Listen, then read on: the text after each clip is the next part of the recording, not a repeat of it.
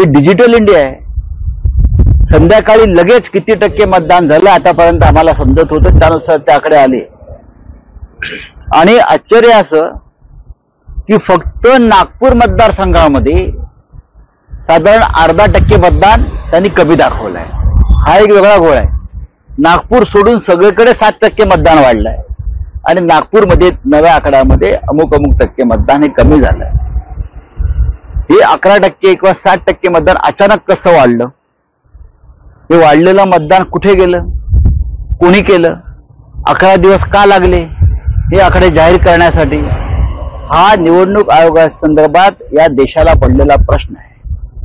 भारताचा निवडणूक आयोग हा भारताचा राहिला नसून तो मोदी शहा या कारस्थानी राजकारण्यांच्या हातातलं एक बावलं झालंय का? पाकिस्तानमध्ये ज्याप्रमाणे निवडणूक आयोग आणि निवडणूक आहे लष्कराच्या हातामध्ये असतात, तिकडलं लष्कर ठरवतं की कुठल्या मतदारसंघात कोणी जिंकायचं, कोणत्या पक्षाला आघाडी द्यायची आणि कोणत्या पक्षाला मागे टाकायचं, हे ज्याप्रमाणे पाकिस्तानात लष्कर ठरवतं त्याप्रमाणे आपल्या देशातल्या निवडणूक आयोगानं हे जे सगळे घोळ सुरू केले आहेत कालपर्यंत, हे कोणीतरी अदृश्य शक्ती निवडणूक आयोगाला वापरत आहे।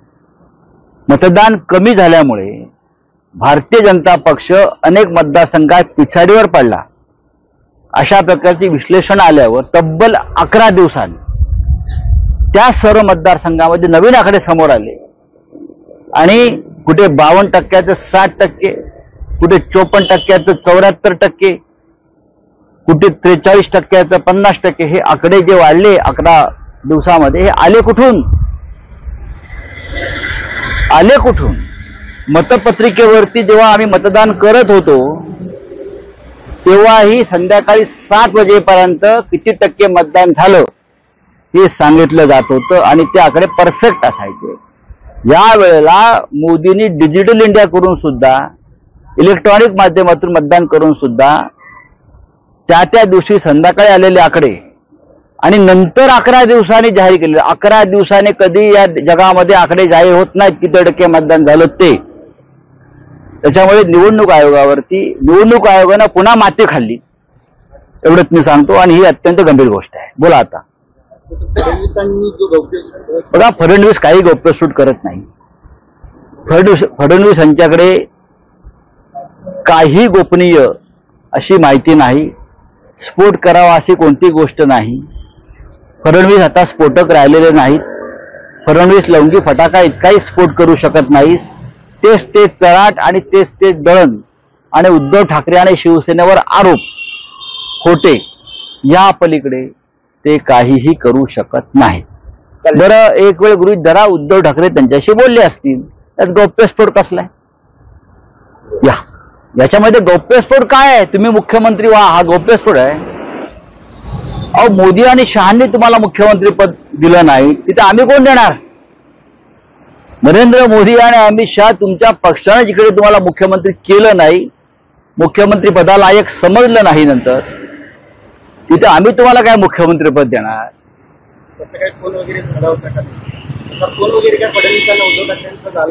कशा करता ते फोन करतील? बघा, देवेंद्र फडणवीस गेल्या काही दिवसापासून बहकल्यासारखे बोलत आहेत। याचं कारण असं आहे की महाराष्ट्राच्या जमीन त्यांच्या पायाखालून सरकते पूर्णपणे। ते लोकसभा हरतायत, ते राजकारण हरतायत या राज्याचं, उद्याच्या विधानसभा हरणार आहेत। ज्या प्रकारचं राजकारण फडणवीस यांनी महाराष्ट्रात सुरू केलं, ती तलवार त्यांच्यावरच उलटते आहे आणि त्या भयातून ते अशा फटाके, ते काय म्हणतात ना, स्फोट नाही, लवंग्या फटाक्या फोडतायत।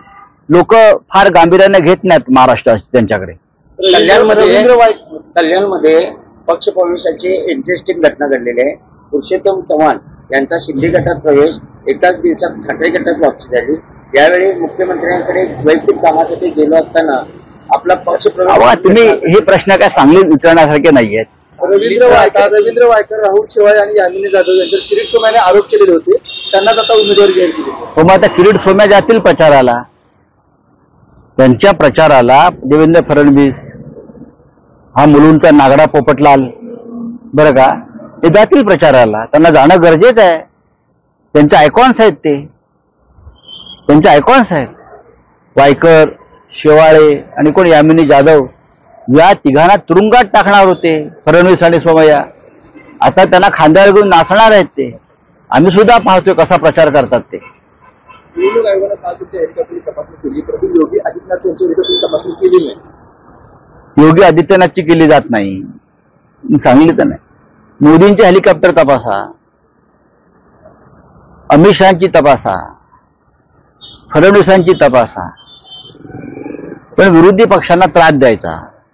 आम्ही किती कार्यक्षम आणि निष्पक्ष आहोत हे फक्त विरोधी पक्षाच्या बाबतीत कारवाई करून ते दाखवतात. एकाच हेलिकॉप्टर 2 हेलिकॉप्टर होते, एक तुमचं आणि योगीचं. हो, तुमचं होतं आणि त्यांचं होत. पाहू ना आपण योगीने काय आणलं असेल आणि काय गेला असेल कुठे. कसं आहे, या सांगलीमध्ये भारतीय जनता पक्षाचे 2 उमेदवार उभे आहेत. सांगलीमध्ये भारतीय जनता पक्षाचे 2 उमेदवार उभे आहेत. त्याच्यामुळे आम्ही सुद्धा असं म्हणतो की ठीक आहे, 2 उमेदवारांना रसद पुरवायची असेल तर ती भारतीय जनता पक्षानं पुरवावी. एक काका आहेत, एक दादा आहेत. काका आणि दादांच्या प्रचारासाठी काल योगी आले, उद्या भोगी येणार आहेत. येऊ द्या ना, आम्हाला चिंता नाही. आम्ही आमच्या उमेदवाराचा प्रचार करतोय. आमची विमानं तपासा, आमच्या गाड्या तपासा, आमच्या खोल्या तपासा, काही हरकत नाही. चला, थँक्यू. शिंदेनी सांगितलंय मनसे आणि राज ठाकरे यांचा डीएनए एक आहे.